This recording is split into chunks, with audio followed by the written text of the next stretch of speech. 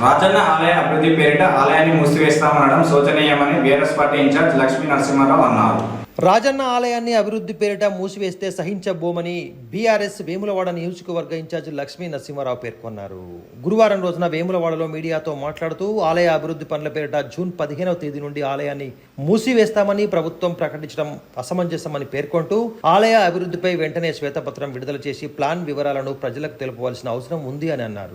ఇప్పటి వరకు రాజన్న ఆలయ అభివృద్ధికి కాంగ్రెస్ ప్రభుత్వం ₹1 కూడా మంజూరు చేయలేదని, దీనికి తోడుగా ఆలయ అకౌంట్లో ఉన్న 110 కోట్ల ఫిక్స్డ్ డిపాజిట్లు వాడుకోవడానికి ప్రయత్నిస్తున్నారని విమర్శించారు.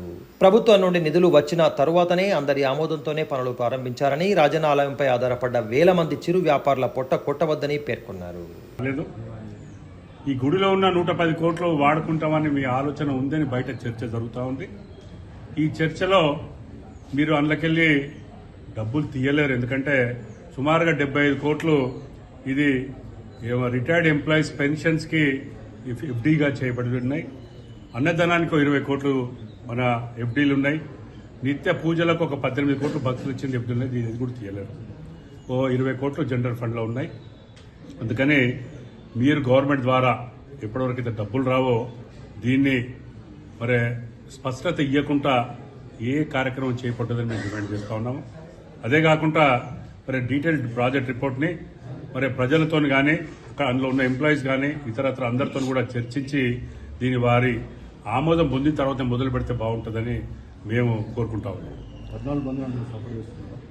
అదే కాకుండా ఇవాళ దీనికి వ్యతిరేకంగా ఏం చేసినా కూడా తప్పకుండా ప్రజలతో కలిసి మీరు అడిగే 14 బంద్ కూడా మా నాయకులతో అందరూ కూడా చర్చించి తప్పకుండా సంపూర్ణంగా బంద్ అయ్యే విధంగా సపోర్ట్ చేస్తాము.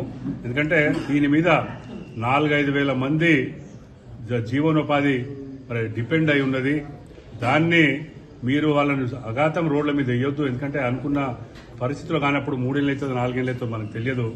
ఆ తెలిసే ప్రక్రియలో మీరు వారికి స్పష్టత ఇవ్వవలసిన అవసరం ఉంది. కాబట్టి మీరు ఈ గుడి బంద్ చేసే కార్యక్రమాన్ని విరమించుకొని భక్తులను నిరంతరంగా మరి గుడిలోకి ప్రవేశించి వారు దర్శించుకునే విధంగా చేసినట్లయితే చాలా సంతోషపడతాము.